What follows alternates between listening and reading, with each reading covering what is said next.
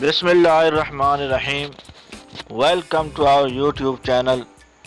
آج کی ہماری ویڈیو کا عنوان بہت ہی دلچسپ ہے کہ سائنس جو ہے یہ واقعی ایک دجالی فطرہ ہے، شیطانی علم ہے، یا یہ انسانوں کے لیے مددگار ہے۔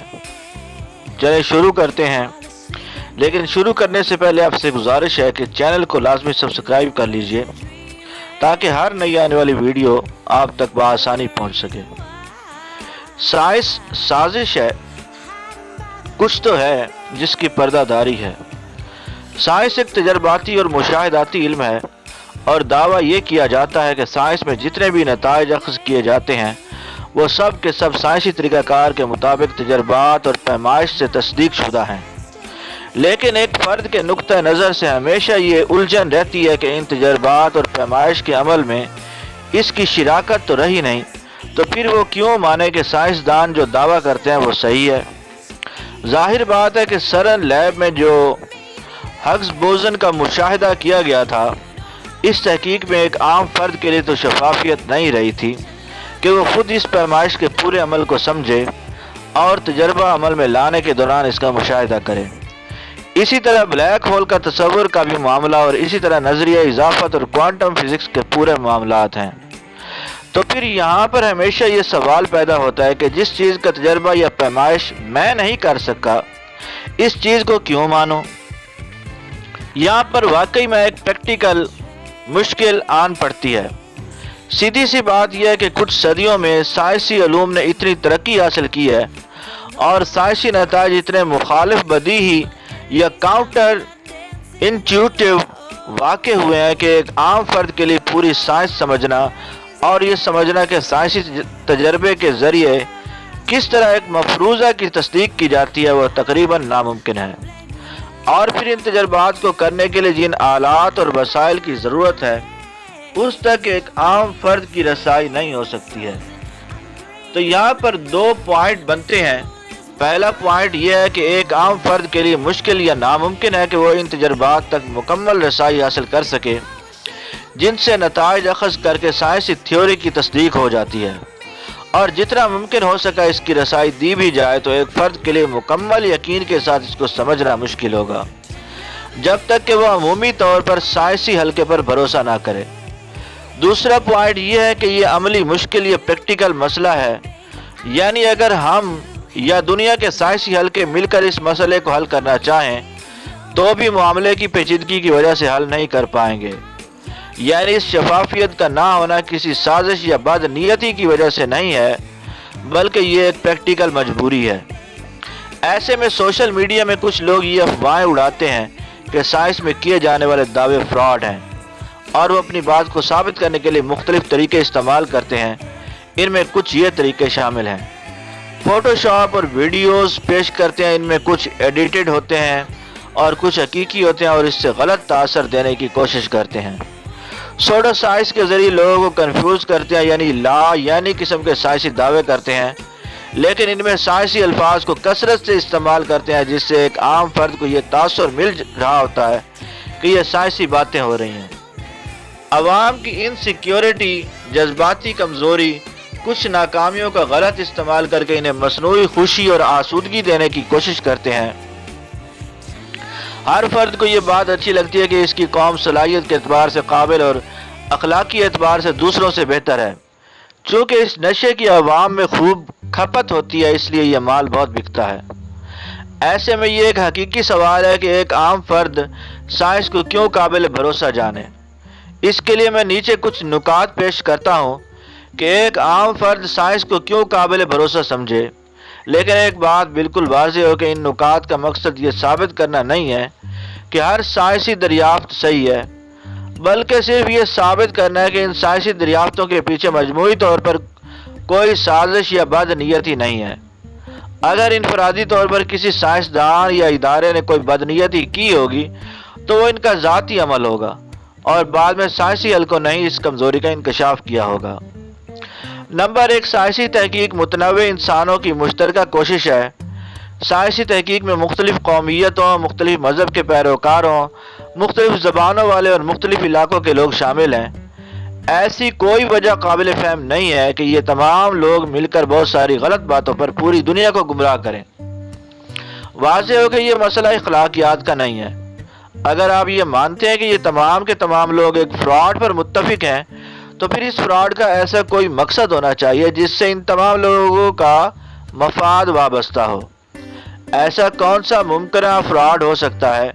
مثال کے طور پر اگر امریکہ کا چاند پر جانا فراڈ تھا تو اس میں روس اور چین کے سائنسدانوں کا کیا مفاد وابستہ ہے کہ وہ بھی اس فراڈ کو تسلیم کرتے؟ وہ تو امریکہ مخالف ممالک ہیں۔ مروجہ نمبر 2، مروجہ سائنسی تحقیق کی عمر 500 سال سے زیادہ ہے۔ اگرچہ یہ کلاسیکل اور جدید سائنسی تحقیق میں فرق ہے، لیکن مجموعی طور پر ایک دور کے محققین نے پہلے والے دور کے محققین کو احمق یا فراڈ قرار نہیں دیا، بلکہ جدید سائنس میں پرانی تحقیق پر ہی کام کر کے اسے مزید بہتر بنایا گیا۔ مثلا نظریہ اضافت اور کوانٹم فزکس نے سائنس کے پرانے تصورات کی بساط لپیٹ دی۔ اس کے باوجود آپ کو ماڈرن فزکس کے سائنسدان کلاسیکل فزکس کے سائنسدانوں کی تنقید کرتے ہوئے نظر نہیں آتے۔ ایسی کوئی وجہ ناقابل فہم ہے کہ پورے 500 سال تک اتنی ساری نسلیں کسی متفقہ سازشی موقف پر متفق ہو جائیں۔ یہاں پر بھی مسئلہ اخلاقیات کا نہیں ہے۔ اگر آپ یہ مانتے ہیں کہ پورے 500 سال تک اتنے سارے انسان ایک فراڈ پر متفق ہوئے تو پھر اس فراڈ کا ایسا کوئی مقصد متعین ہونا چاہیے جس سے 500 سال تک فوائد حاصل کرتے جا رہے ہوں۔ اگر کوئی واقعی میں یہ سمجھتا ہو کہ ایسا فراڈ ہوا ہے تو پھر یہ باتیں کہ وہ کون سا مقصد ہے۔ خیال رہے کہ موجودہ دور میں سائنس کی دوڑ میں صرف مغربی ممالک نہیں بلکہ چین، جاپان اور ہندوستان بھی شامل ہیں، اور یہ ممالک خود اپنی علیحدہ شناخت اور قومی وقار رکھتے ہیں۔ نمبر 3، اگر آپ تمام بڑے سائنسدانوں کی تاریخ پڑھیں گے تو واضح ہوگا کہ تمام سائنسدانوں نے ایک بالکل عام فرد کی سطح سے اپنا سفر شروع کیا اور اپنی قابلیت، محنت اور لگن سے اپنا نام کیا۔ اس میں مشکل ہی سے کوئی استثناء ملے گا۔ ناسا یا سرن یا فرمی لیب میں کام کرنے والے سائنسدان ہمارے جیسے ہی عام لوگ ہیں اور عام گھرانے سے نکلے ہیں، یعنی سائنسی ترقی کا یہ پورا عمل اپنی شروعات سے ہی جمہوریانہ انداز میں آگے بڑھا ہے۔ ایسے میں اس میں کسی قسم کی سازش کا امکان صفر رہ جاتا ہے۔ نمبر 4، موجودہ دور میں بڑے سائنسی اداروں اور یونیورسٹیوں کے لیے بقدر قابلیت مختلف نسل اور مذہب کے ماننے والوں کے لیے دروازے کھلے ہوئے ہیں۔ پچھلے 100 سال سے بہت بڑے ادارے اور یونیورسٹیاں بن کر کامیابی کی منازل طے کر چکی ہیں۔ اگر یہ سب کچھ فراڈ ہوتا تو اس میں فراڈ کو چھپانے کا ضرور انتظام ہوتا۔ یہ پورا نظام جس قسم کی شفافیت سے چلتا ہے، ایسے میں اس بات کا امکان نہیں رہتا کہ یہ ہزاروں یونیورسٹیاں مل کر کوئی سازش کر رہی ہوں۔ نمبر 5، سائنسی یونیورسٹیوں اور اداروں میں داخلے کے لیے کڑے امتحانات سے اپنی قابلیت کو ثابت کرنا پڑتا ہے۔ اگر سائنس فراڈ ہے تو بھی داخلے کے لیے بہرحال سائنسی علوم کی گہرائی جاننا ضروری ہے۔ اس کے لیے باقاعدہ مسابقتی امتحانات دینے پڑتے ہیں۔ اس میں کامیاب وہی ہوتے ہیں جو بے انتہا ذہین اور محنتی ہوں۔ اس کے بالمقابل سائنس کو فراڈ قرار دینے کے لیے کوئی بھی انتہائی کوڑ مغز قسم کا شخص کافی ہو جاتا ہے۔ ذہانت کے معاملے میں کسی پر بھروسہ کیا جائے، ایسوں پر جو کوئی بھی ویڈیو پیش کر لے اس پر پوچھے گئے سوالات کا جواب تک نہ دے سکے، یا وہ جنہوں نے ذہنی صلاحیت کی مسابقت میں دوسروں کو پیچھے چھوڑ دیا۔ نمبر 6، ایسا دعویٰ کیا جا سکتا ہے، اور میں نے ایک جگہ کسی کا دعویٰ پڑھا بھی ہے، کہ جو لوگ موجودہ سائنس کو فراڈ قرار دینے کی اخلاقی جرت رکھتے ہیں ان کو ان اداروں میں گھسنے ہی نہیں دیا جاتا ہوگا۔ اگر ایسا ہے تو اس کا ایک آسان سا حل ہے، کسی ذہین فرد کو اس منظومہ فراڈ سائنس میں مہارت دلوا کر مسابقتی امتحانات میں کامیاب کروا کر داخلہ دلوایا جائے۔ وہ فرد اس بات کا بالکل ہی اظہار نہ کرے گا کہ اس کا مقصد سائنس کو ایکسپوز کرنا ہے، پھر اندر جا کر ایکسپوز کر دے۔ لیکن سائنس فراڈ ہوتی تو اب تک ایک نہیں ہزاروں ایسے فراڈ ایکسپوز ہو چکے ہوتے، لیکن ایسا ہوتا ہوا نظر نہیں آتا۔ یہاں پر مسئلہ سیدھا سا ہے کہ جو فرد ذہین اور محنتی ہوگا اس کو ویسے ہی سمجھ میں آ جائے گا کہ سائنس فراڈ نہیں ہے۔ ہاں، جو کوڑ مغز اور دماغی طور پر کاہل ہوگا اس کے لیے ایسی کوئی کوشش کیے بغیر یہ ماننا نہایت آسان ہوگا کہ سائنس فراڈ ہے، ایک ٹیسٹ کیس بن جاتا ہے۔ बेवकूफ़ मुसाबकत में हार जाएगा और ज़हीन शख्स वैसे ही समझ जाएगा कि साइंस फ्रॉड नहीं है। नंबर 7, एक तरफ साजिशी नज़रिए के तहत दरियाफ्तों का इनकार मुमकिन हो जाता है, लेकिन अक्सर इजादात आम आदमी की पहुंच या कम अज़ कम मुशाहिदात तक तो आ ही जाती है। अब साजिशी नज़रिए वाले इजादत का तो इनकार कर नहीं सकते। तैयारे में सफ़र करना, स्मार्टफोन इस्तेमाल करना, मुख्तलिफ घरेलू बरकी आलात इस्तेमाल करना, गूगल मैप इस्तेमाल करना, इंटरनेट से पूरी दुनिया से कनेक्ट होना, कंप्यूटर प्रोग्राम को इस्तेमाल करना वगैरह वगैरह ऐसी चीज़ें हैं कि इनसे इनकार की गुंजाइश ही नहीं है। ये दोनों साइंस हैं। अब साजिशी नज़रिया वाले ये करते हैं कि इजादात को तो मान लेते हैं और दरियाफ्तों का इनकार कर डालते हैं।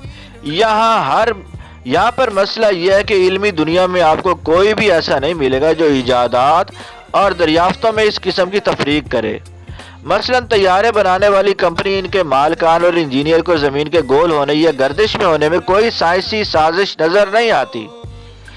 इसी सिलसिले में ये भी सोचें कि एटम बम की ईजाद नज़रिया इजाफत की बुनियाद पर हुई थी और एटम बम तो एक बार फट भी चुका है और इसी ईजाद की बुनियाद पर न्यूक्लियर रिएक्टर भी चल रहे हैं, बल्कि इसकी बुनियाद पर शदीद किस्म की सियासी कशमकश भी चलती है। तो क्या किसी ने एटम बम और न्यूक्लियर रिएक्टर की तशरीह किसी और तरीके से की है? मसलन पाकिस्तान के न्यूक्लियर साइंसदान अब्दुल कदीर खान ने, जो कि न्यूक्लियर बम और न्यूक्लियर रिएक्टर पर भी काम कर चुके हैं, क्या उन्होंने कोई मुतबादल तशरीह की है? या फिर आपके मुताबिक उन्होंने नज़रिया इजाफत की हकीकत को समझे बगैर यूं ही बम बना दिया और आप बम बनाए बगैर पूरी साइंस को साजिश समझ रहे हैं? इस पॉइंट का खुलासा यह है कि मजमूई तौर पर इजादात और दरियाफ्तों में हम आहंगी है। इजादात का काबिल मुशाहिदा होना दरियाफ्तों के लिए एक सही गवाही होगी। इस पॉइंट को अगले वाले पॉइंट नंबर 11 के साथ मिलाकर पढ़ेंगे और समझने की कोशिश करेंगे। नंबर 8, हम जैसे आम असरी तालीम याफ्ता लोग जो कि साइंसी इल्म को किसी हद तक समझते हैं, उन्हें मुरव्वजा साइंस में कोई तनाक़ुस नज़र नहीं आता। अगर तनाक़ुस नज़र आता है तो फिर हमें इनका जवाब मिल जाता है, और अगर कभी कभी जवाब मिल नहीं जाता तो भी हमें अंदाज़ा हो जाता है कि मामले की पेचीदगी की वजह से हमें समझ में नहीं आ रहा और इसके लिए हमें मज़ीद मुताला करना पड़ेगा।